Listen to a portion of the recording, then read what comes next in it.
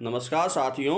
Dictation 80 शब्द प्रति minute की गति से बोली जाएगी। डिक्टेशन ठीक 5 सेकंड बाद स्टार्ट होगी। स्टार्ट।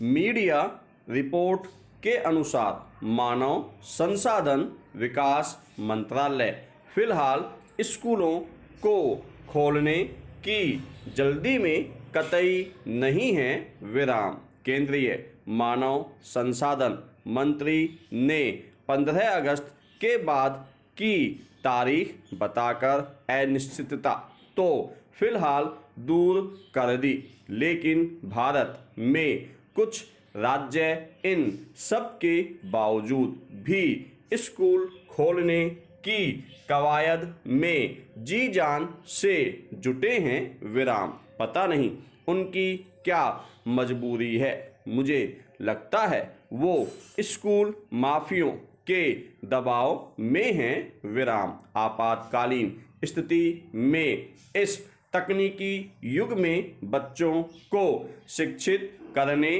के हमारे पास आज हजारों तरीके हैं। विराम। ऑनलाइन या डिजिटल स्टडी से बच्चों को घर पर ही पढ़ाया जा सकता है, तो स्कूलों को खोलने में इतनी जल्दी क्यों?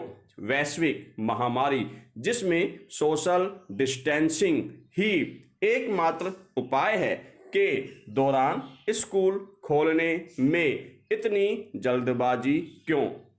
सरकारों को चाहिए कि जब तक कोरोना की वैक्सीन नहीं आती स्कूल न खोले जाएं। विराम। शिक्षा माफियों के दबाव में न आए। विराम। ऐसे लोगों को न ही जिंदगी और न बच्चों के भविष्य की चिंता है। विराम। इनको चिंता है तो बस फीस वसूलने की। विराम। पैरा। कोविड-19 महामारी की वजह से सभी स्कूल पिछले 5 माह से बंद हैं और आज देश भर के स्कूलों में करीब 240 मिलियन से अधिक बच्चे अपने घरों में बैठे हैं। विराम। वो मन भावन घंटी कब बजेगी, स्कूल कब खुलेंगे,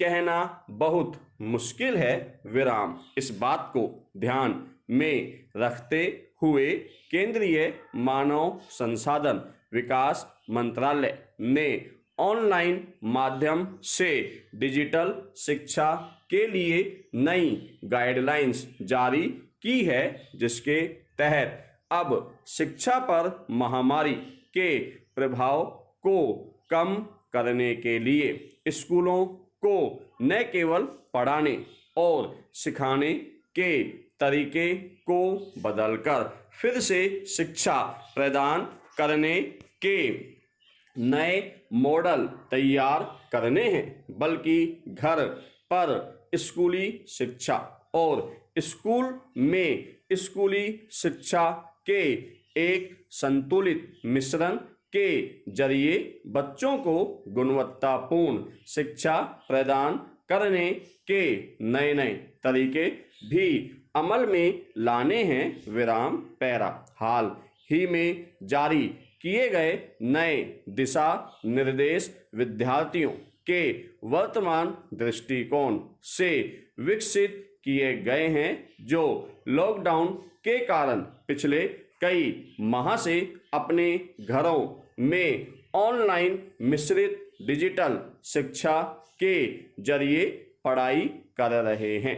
प्राइमरी से पहले के बच्चों के लिए माता पिता के साथ बातचीत करने और उनका मार्गदर्शन करने के लिए समय सीमा निर्धारित की गई है, ताकि अभिभावक उनको तय समय दे सकें। विराम। कक्षा 1 से 12 तक NCERT के वैकल्पिक शैक्षणिक कैलेंडर को अपनाने की सिफारिश की गई है। विराम। कक्षा 1 से 8 तक राज्यों केंद्र शासित प्रदेशों में प्राथमिक वर्गों के लिए ऑनलाइन कक्षाएं लेने के तय दिन को 30 से 45 मिनट के 2 सत्रों से अधिक ऑनलाइन समकालिक पढ़ाई नहीं कराई जा सकती। विराम। कक्षा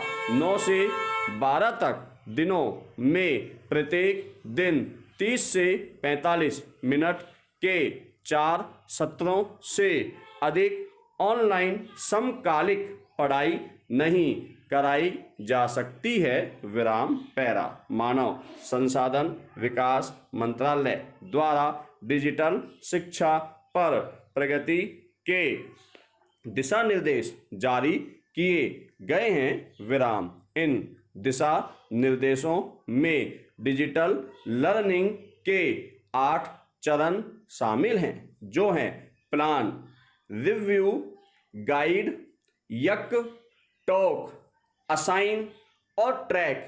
ये सभी कदम उदाहरणों के साथ कदम से कदम मिलाकर डिजिटल शिक्षा की योजना और कार्यान्वयन का मार्गदर्शन करते हैं। विराम। लेकिन ये राज्यों के लिए सलाह है और राज्य सरकारें स्थानीय आवश्यकताओं के आधार पर अपने नियम बना सकती हैं। विराम। आज स्कूल प्रशासकों, स्कूल प्रमुखों, शिक्षकों, अभिभावकों और छात्रों के लिए दिशा निर्देशों की रूपरेखा एवं मूल्यांकन की जरूरत है। विराम। ऑनलाइन और डिजिटल शिक्षा की अवधि, स्क्रीन समय, समावेश, संतुलित ऑनलाइन और ऑफलाइन गतिविधियों की योजना बनाते समय सावधानी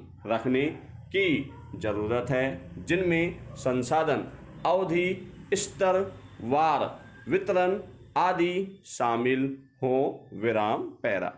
डिजिटल शिक्षा के दौरान शारीरिक, मानसिक स्वास्थ्य और कल्याण संबंधी बातों की अहम भूमिका है। विराम। धन्यवाद साथियों।